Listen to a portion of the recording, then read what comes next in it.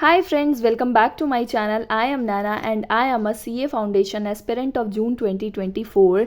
So in this video I am going to record my law और आज हम करने वाले हैं कंपनीज एक्ट 2013 और इसमें मैं फास्ट रिवीजन टाइप्स रिकॉर्ड करती हूँ और मेरा ये रहता है कि मैं इसे स्पीड में करके हर नाइट को सोऊं ताकि दिमाग में वो सारी चीज़ें चलती रहे। और मैं पहले ये कॉन्फेस कर देना चाहती हूँ कि मैं भी लॉ फर्स्ट टाइम पढ़ रही हूँ तो मेरे से भी गलतियाँ हो सकती है। एंड प्लीज़ आप अगर कुछ गलतियाँ फाइंड करते हो तो प्लीज़ मुझे कमेंट्स में बताना। और अगर आप इस चैनल पर फर्स्ट टाइम आए हो तो डोंट फॉरगेट टू सब्सक्राइब। और मैंने प्रीवियस वीडियोस बहुत सारी डाल चुकी हूँ मैं, जैसे कि सोगा और पार्टनरशिप एक्ट और कॉन्ट्रैक्ट एक्ट। सो प्लीज़ वो सारी वीडियोस भी देखना और कमेंट्स में बताना कि मेरी एक्सप्लेनेशन कैसी लग रही है। And without wasting any time let's get started.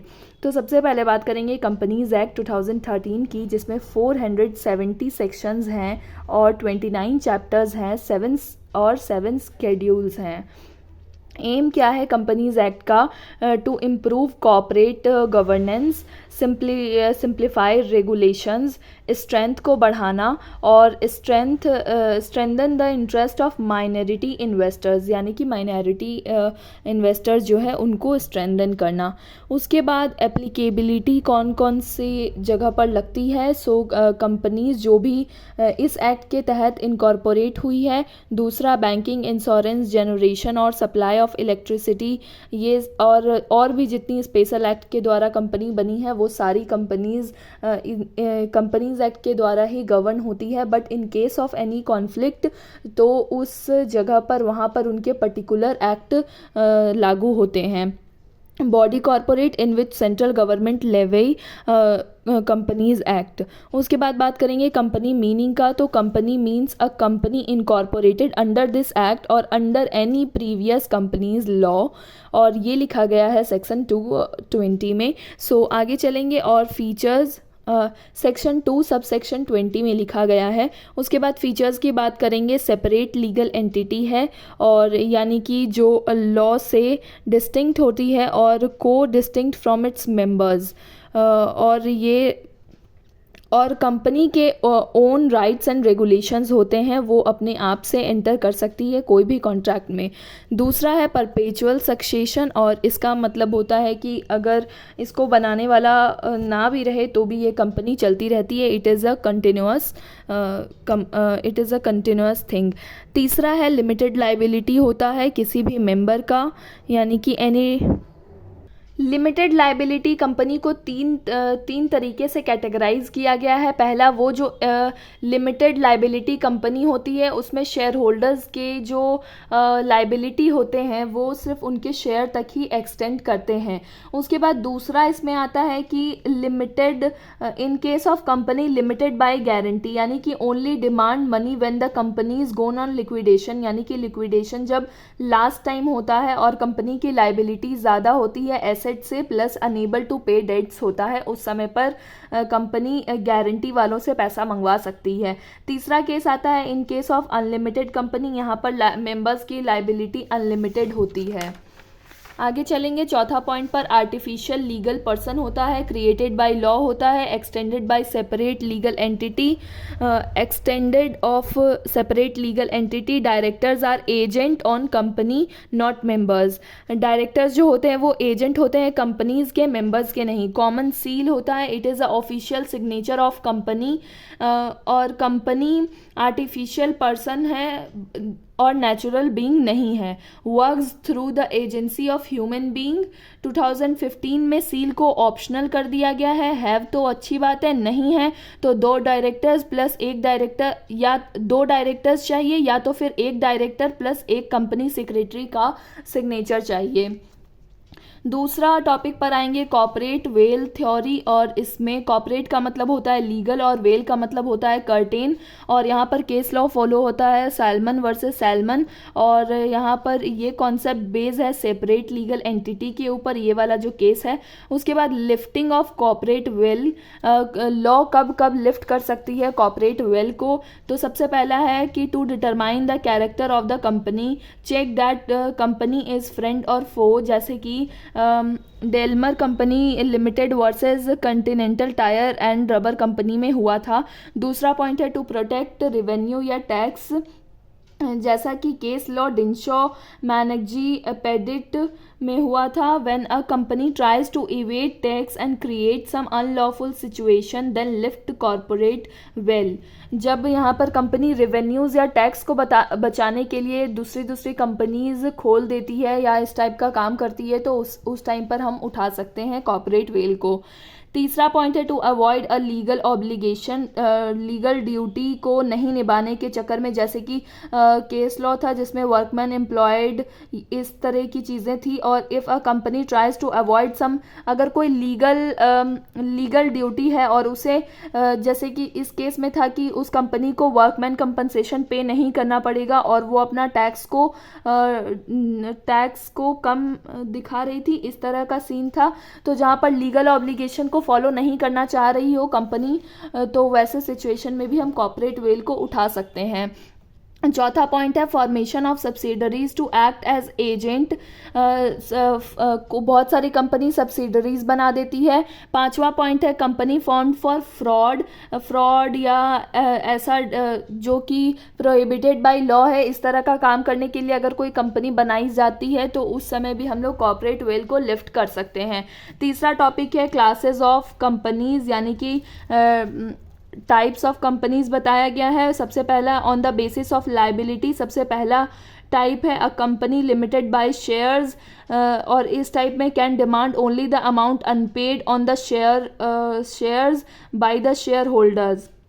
दूसरी तरीके की कंपनी है कंपनी लिमिटेड बाय गारंटी, यानी कि वही लिक्विडेशन के समय पर ये लोग पैसे मांग सकते हैं। तीसरा आता है अनलिमिटेड कंपनीज, जहाँ पर मेंबर्स की अनलिमिटेड लाइबिलिटी होती है। फिर दूसरा बेसिस आता है on the basis of members, जहाँ पर पहला पॉइंट है 1% कंपनी, जहाँ पर सिर्फ 1% रहता है मेंबर। ये इंट्रोड्यूस हुआ है 2013 में to promote entrepreneurship different from sole proprietorship. क्योंकि सोल प्रोप्राइटरशिप में अनलिमिटेड लाइबिलिटी होती है, बट यहाँ पर लिमिटेड लाइबिलिटी होती है 1% कंपनी में। 1% company is a private limited company. उसके बाद मेमोरेंडम इंक्लूड्स नॉमिनी नेम। इसका मेमोरेंडम क्या क्या चीज़ इंक्लूड करता है? मेमोरेंडम इंक्लूड्स नॉमिनी का नेम इंक्लूड करेगा and he will withdraw his name any time and also member can change nominee. This is also considered as alteration of memorandum. So resident होना चाहिए वो और इंडियन सिटीजन होना चाहिए। 1% can open a single OPC and become a nominee. 1% जो होता है वो या तो सिंगल 1% कंपनी खोल सकता है या तो फिर नॉमिनी बन सकता है। 1% company can't be converted into section 8 companies but can converted into private या public company. In case of default 10,000 plus 1,000 per day ऐसा पेनल्टी लग सकता है। दूसरे तरीके की कंपनी होती है प्राइवेट कंपनी, जो कि यहाँ पर can not transfer the share है। 1 से 200 तक मेंबर हो सकते हैं। यहाँ पर आप एक दूसरे को शेयर्स ट्रांसफ़र नहीं कर सकते हो। व्हेन 2 और more person hold the share jointly count it single, e shop count be counted. उसके बाद no minimum paid up capital requirement. OPC is also a private company. A small company is a private company other than the public company and prescribed paid up share capital जो है वो कम होना चाहिए 4 करोड़ से, और जो टर्नओवर है वो 40 करोड़ से कम होना चाहिए। होल्डिंग एंड सब्सिडरी कंपनी को स्मॉल कंपनी नहीं होती है। सेक्शन 8 कंपनी स्मॉल कंपनी नहीं होती है। Company govern by any special act of government वो स्मॉल कंपनी नहीं होती है। तीसरा टाइप्स आता है पब्लिक कंपनी का, जो कि वो सारी कंपनी अदर देन जो भी प्राइवेट कंपनी हो। पब्लिक कंपनी मेन होती है।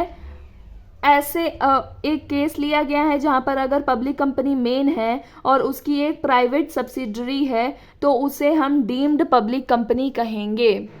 जब एक पब्लिक कंपनी जो कि मेन होती है और उसकी सब्सिडरी एक प्राइवेट कंपनी है, सो उस प्राइवेट कंपनी को हम लोग डीम्ड पब्लिक कंपनी कहेंगे।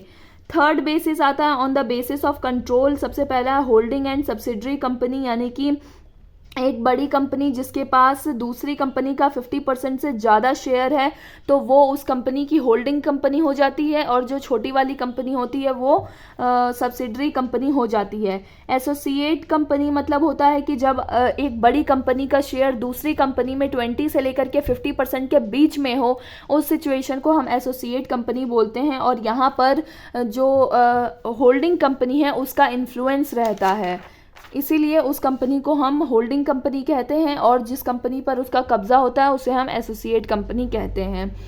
चौथा बेसिस होता है on the basis of access to capital.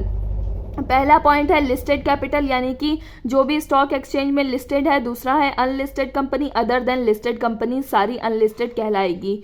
पांचवा बेसिस होता है अदर कंपनीज। पहला पॉइंट है इसमें गवर्नमेंट कंपनीज, जहां पर 51% से ज़्यादा होल्डिंग गवर्नमेंट की हो उसे हम गवर्नमेंट कंपनी कहेंगे। फॉरेन कंपनी मतलब होता है incorporated outside India but place of business is in India.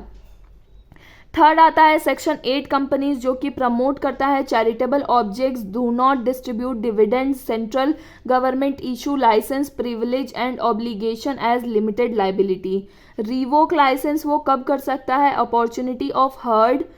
उसके बाद if central government feels that this company contravenes the requirement of section 8 company, then central government से टू यूज लिमिटेड और private limited company. Central government can also order to amalgamate और wound up. और penalty क्या हो सकती है section 8 companies के ऊपर अगर वो कुछ डिफॉल्ट करता है? तो कंपनी 10 लाख या 1 करोड़ के बीच में फाइन कर सकता है। कंपनी के ऊपर 10 लाख या 1 करोड़ के बीच में फ़ाइन हो सकता है। मेंबर्स के ऊपर 25,000 या 25 लाख तक का फ़ाइन हो सकता है। इफ़ फ्रॉड सेक्शन 447 लग जाएगा। चौथा आता है dormant company, for future project के लिए ये बनाया जाता है और ये इनएक्टिव कंपनी होता है और नो सिग्निफिकेंट अकाउंटिंग ट्रांजैक्शन, यहाँ पर कुछ भी नहीं होता है। Financial statement from 2 years do not carry business, no significant transaction. तो सिंपली वैसी कंपनी जो भी नॉर्मल सिग्निफिकेंट ट्रांजैक्शन ना करती हो, वो अगर चाहे, जैसे कि इनएक्टिव कंपनी भी जो होती है वो अगर चाहे तो बोल करके डोरमेंट कंपनी का स्टेटस ले सकती है। पांचवा आता है निधि कंपनी। निधि कंपनी सेक्शन 406 सब सेक्शन 1 के अंडर आता है और इसे हम जो कि इन दिस सेक्शन निधि और mutual benefit society means a company which the central government by notification in the official gazetted declare to be a Nidhi और mutual benefit society as case may be. 6th point आ जाएगा public financial institution PFI, जिसमें कि जो कि section 2 sub section 72 को follow करता है और यहाँ पर इसको गवर्न करने वाला एक स्पेशल एक्ट भी होता है और यहाँ पर गवर्नमेंट होल्डिंग 51% और मोर होती है। ये ऐसे होते हैं जो गवर्नमेंट ओन इंस्टीट्यूशंस होते हैं। आगे चलेंगे नेक्स्ट और मोड्स ऑफ रजिस्ट्रेशन या इनकॉर्पोरेशन ऑफ कंपनीज देखेंगे। सबसे पहले देखेंगे प्रमोटर्स को डिफाइन किया गया है और प्रमोटर्स कौन कौन मतलब डेफिनेशन कैसे है कि उनका नाम जो है प्रोस्पेक्टस में होना चाहिए। दूसरा पॉइंट है control over affairs as a share holders या डायरेक्टर्स होना चाहिए। Board of director take instruction direction from home, जो बोर्ड ऑफ डायरेक्टर जिनसे डायरेक्शन लेते हो उन्हें हम प्रमोटर कहेंगे। उसके बाद फॉर्मेशन ऑफ कंपनी देखेंगे तो पब्लिक कंपनी में 7 मेंबर कम से कम होते हैं, प्राइवेट कंपनी में 2 मेंबर होते हैं, OPC में 1 मेंबर होते हैं। इनकॉर्पोरेशन ऑफ कंपनी जो है सेक्शन 7 के तहत होती है और सबसे पहला इसमें स्टेप जो होता है वो filing of documents and information with registrar होगा। उसके अंदर पॉइंट्स आएंगे कि फाइल डॉक्यूमेंट्स टू रजिस्ट्रार, कौन कौन से डॉक्यूमेंट्स देने हैं। सो MOA देने हैं, AOA देने हैं और साइन बाय ऑल सब्सक्राइबर्स। उसके बाद सेकंड पॉइंट है डिक्लेरेशन बाय प्रोफेशनल्स, यानी कि प्रोफेशनल से आप डिक्लेरेशन लेकर के आओ, डायरेक्टर से लेकर के आओ, मैनेजर से लेकर के आओ, या तो फिर सेक्रेटरी से लेकर के आओ।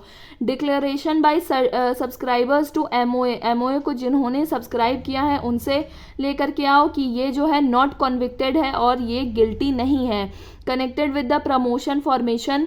उसके बाद not guilty of any fraud या ब्रीच ड्यूरिंग लास्ट 5 ईयर्स। तीसरा है कि document is all corrected according to best of our knowledge, यानी कि उनके नॉलेज के तहत जो भी डॉक्यूमेंट है वो बिल्कुल सही है। चौथा पॉइंट है एड्रेस ऑफ द कॉरेस्पॉन्डेंस लिखना है। पांचवा पॉइंट है पर्टिकुलर्स लिखना है, प्रूफ ऑफ आइडेंटिटी देना है, सब्सक्राइबर्स का नाम देना है कि एमओए को किसने किसने सब्सक्राइब किया है, बॉडी कॉरपोरेट डिटेल्स देना है जैसा कि प्रेस्क्राइब किया गया है, यानी कि नेम, पता, यही सब देना रहता है। 6 पॉइंट है पर्टिकुलर्स ऑफ डायरेक्टर्स, यानी कि सब्सक्राइबर्स टू डायरेक्टर्स। 7वां पॉइंट है DIN, यानी कि डायरेक्टर आइडेंटिफिकेशन नंबर। और नेक्स्ट है consent of the directors. DIN मतलब यही होता है कि कंसेंट ऑफ द डायरेक्टर्स है। उसके बाद दूसरा स्टेप है कि issue of certificate of incorporation और ऑन रजिस्ट्रेशन।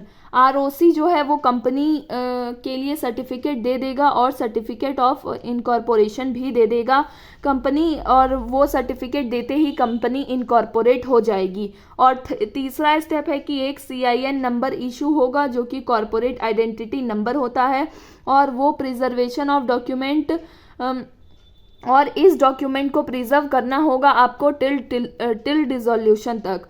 चौथा स्टेप है कि maintenance of copies of all documents and info till dissolution. पांचवा पॉइंट है if material fact is false then all person who given this or are liable for action of fraud under section 447, यानी कि जो भी जिनसे भी आपने sign करवाया है, जैसे कि सब्सक्राइबर्स हो गए या तो फिर डायरेक्टर्स हो गए, तो इन सारे लोग ने जो साइन किया है उन्होंने कहा है कि ये हमारे बेस्ट ऑफ नॉलेज में ये डॉक्यूमेंट सही है, लेकिन अगर वो डॉक्यूमेंट्स गलत होते हैं तो वो फ्रॉड के इल्ज़ाम में अंदर जाएंगे सेक्शन 447 के तहत।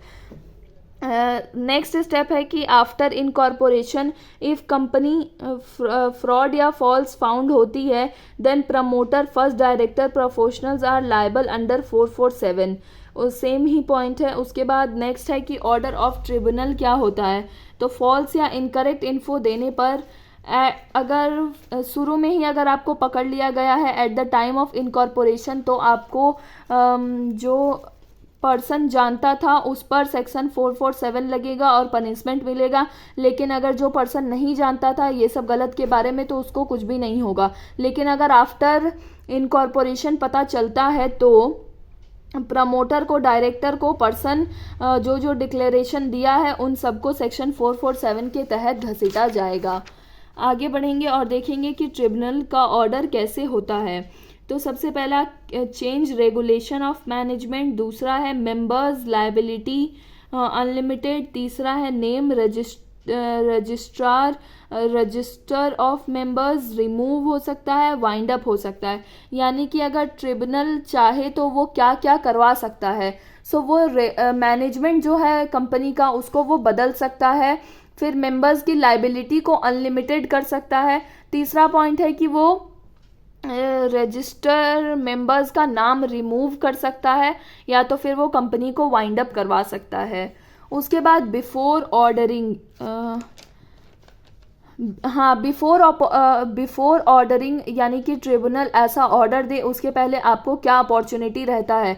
तो रीजनेबल अपॉर्चुनिटी आपको रहता है सुनने का, बीइंग हर्ड। उसके बाद फ्रॉड ट्रांजैक्शन, गलती से चेक होता है कि अगर आपने गलती से तो ये सारी चीज़ें नहीं हुई है ना, और अगर आपने जानबूझ करके की है तब तो आपको सेक्शन 447 लगता ही है।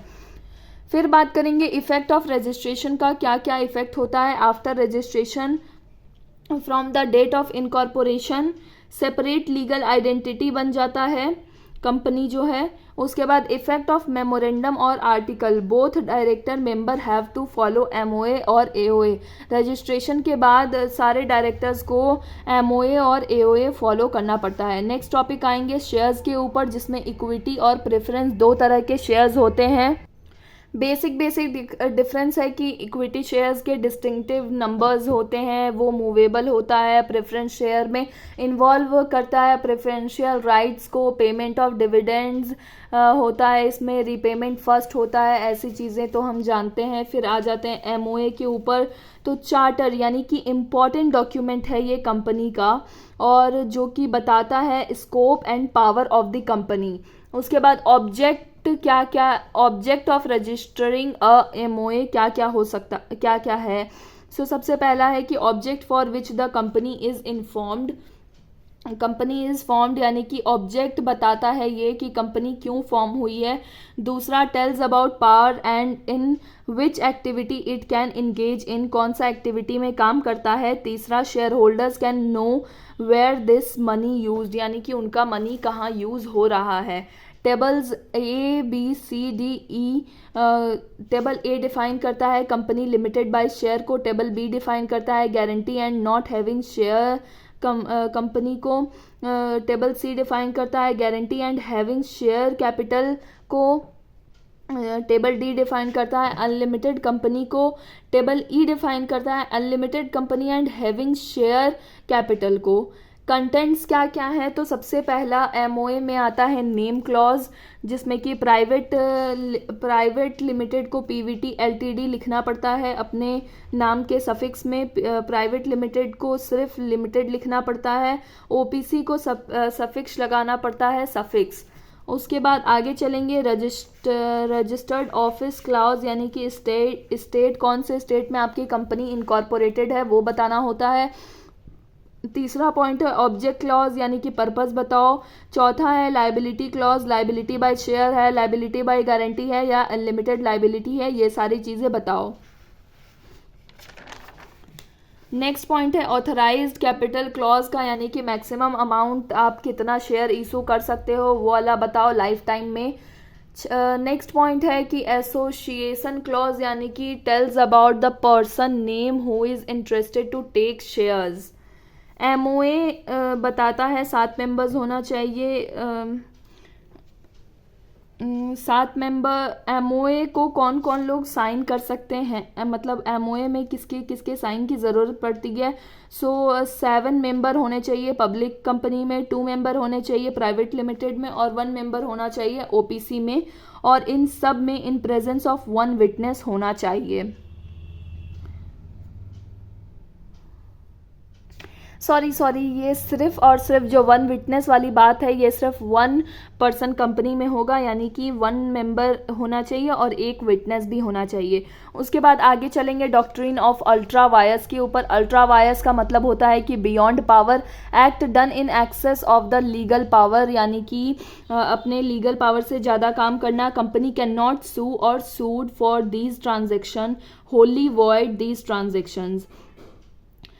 कंपनी जो भी चीज़ें MOA and AOA public document होता है, और हम लोग एज्यूम करते हैं कि जो सामने वाली पार्टी आ रही है उसने एमओए और एओए हमारी कंपनी का पढ़ रखा हो।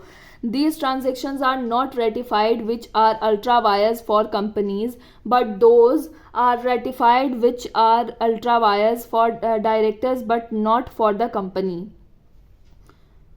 जो भी चीज़ें अल्ट्रा वायर्स होती है उसे रेटिफाइड नहीं किया जा सकता, लेकिन जो भी चीज़ें डायरेक्टर्स के बियॉन्ड होती है उन चीज़ों को रेटिफाइड किया जा सकता है, पर वैसी चीज़ों को नहीं जो कि कंपनी के भी अल्ट्रा वायर्स हो।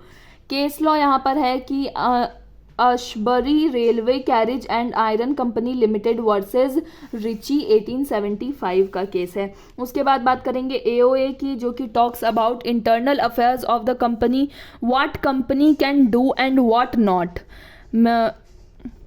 इसे हम कहते हैं मैग्ना कार्टा डॉक्यूमेंट। जिस तरह से हम एमओए को चार्टर डॉक्यूमेंट कहते हैं उसी तरह हम इसे मैग्ना कार्टा डॉक्यूमेंट कहते हैं। एओए में कौन कौन सा कंटेंट होता है। सबसे पहला है contents regulation, what management can do and what number, यानी कि कैपेसिटी क्या है मैनेजमेंट की। दूसरा है इंक्लूजन ऑफ मैटर, यानी कि include such matter which are necessary for its management. तीसरा है कि एंट्रेंचमेंट, यानी कि to protect something, to introduce more restrictive provisions. चौथा है manner of inclusion, private company यानी कि all member consent, public company में पास बाय स्पेशल रिजोल्यूशन। यानी कि अगर आपको कुछ इंक्लूड करना है तो प्राइवेट कंपनी में सारे मेंबर का कंसेंट चाहिए, बट पब्लिक कंपनी में आप एक स्पेशल रिजोल्यूशन पास करके कर सकते हो। पांचवा पॉइंट है notice by entrenchment to registrar, यानी कि आपने अगर एंट्रेंचमेंट कुछ भी की है तो टू प्रोटेक्ट समथिंग, सो आप रजिस्ट्रार को भी नोटिस दो। 6 पॉइंट है forms of articles table FGHIJ, उसके बाद ये सारी चीज़ें आती है फॉर्म्स ऑफ आर्टिकल्स में। उसके बाद 7 पॉइंट है कि मोड या आर्टिकल्स क्या है, सो अडॉप्ट ऑल रेगुलेशन कंटेन्ड, यानी कि जो भी रेगुलेशन कंटेन है टेबल FGHIJ में वो सारे ही तरीके होते हैं, यानी कि मोड्स होते हैं। 8 पॉइंट है कमेंसमेंट ऑफ दिस एक्ट, यानी कि if a company is incorporated before this act, companies act 2013, they can change according to this act in model articles, but if incorporated after 2013 then no change in model articles. यानी कि अगर company पहले ही बनी हुई है तो वो model articles को चेंज कर सकती है इस एक्ट के तहत, और अगर यही एक्ट में बनी हुई है तो कोई चेंज नहीं कर सकती है। डिफरेंस बिटवीन क्या है MOA और AOA में, तो ऑब्जेक्टिव जो है वो MOA का ऑब्जेक्ट ऑफ द कंपनी है और AOA का रूल्स एंड रेगुलेशंस बताता है। यानी कि MOA जो है वो कंपनी क्या काम करती है, ऑब्जेक्ट क्या है कंपनी का वो बताता है, और AOA जो है वो रूल्स एंड रेगुलेशंस को डिफाइन करता है, मैनेजमेंट का, खास करके इंटरनल मैनेजमेंट का। फिर रिलेशनशिप किसके साथ होता है, सो MOA का आउटसाइड वर्ल्ड के साथ होता है और AOA का विद इन कंपनी होता है। अल्टरेशन क्या है, सो अंडर, मतलब अल्टरेशन कौन कर सकता है, under certain circumstances with permission of regional director या ट्रिब्यूनल। हम लोग MOA में अल्टरेशन कर सकते हैं, बट AOA में बहुत ही सिंपल है, जो कि हम लोग स्पेशल रिजोल्यूशन ला करके अल्टरेशन कर सकते हैं। MOA में अल्ट्रा वायर्स क्या होता है, अल्ट्रा वायर्स अगर डायरेक्टर का अल्ट्रा वायर्स है तो उसे हम रेटिफाई कर सकते हैं, लेकिन अगर अल्ट्रा वायर्स है कंपनी के तो हम उसे रेटिफाई नहीं कर सकते हैं। लेकिन AOA में जो भी चीज़ें, कुछ भी चीज़ें रेटिफाइड हो सकती है स्पेशल रिजोल्यूशन ला करके। 10th पॉइंट आता है doctrine of indoor management, doctrine of constructive notice भी इसे कहते हैं। MOA and AOA public documents होता है and a person who deals with company have the knowledge of this document.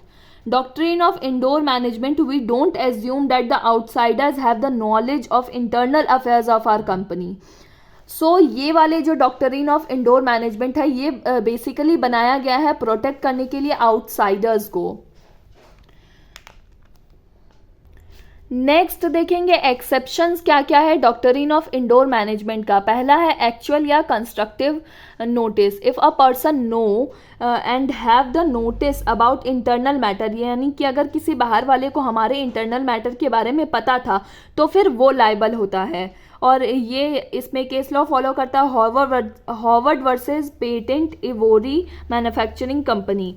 दूसरा है कि सस्पिशन और इरेगुलरिटी, यानी कि अगर कोई तीसरा आदमी है, थर्ड पार्टी है, और उसे हमारे कंपनी में कुछ डाउट हो रहा है, सस्पिशियस लग रहा है उसे चीज़, तो आपने फिर क्यों ही ऐसा किया, तो इसमें डॉक्ट्रिन ऑफ इंडोर मैनेजमेंट फिर नहीं लगेगा। तीसरा केस होता है कि फॉर्जरी का, और इस केस में नल एंड वॉइड करार दिया जाएगा। If company is facing forge then same effect for the another person, you can't claim company. यानी कि अगर एक कंपनी के अंदर ही फॉर्जरी हो रही थी और अगर आपने भी आकर के उसी में चीज़ें करी है, सो आपके ऊपर आप कंपनी को क्लेम नहीं कर सकते हो, क्योंकि ये सबके ऊपर हो जाएगा, क्योंकि कंपनी खुद भी फॉर्ज फेस कर रही थी। सो ये था कंपनीज एक्ट के ऊपर रिकॉर्डिंग। आप प्लीज़ कमेंट्स में बताना कि आपको कैसा लगा, and thanks for watching this. Thank you, bye bye.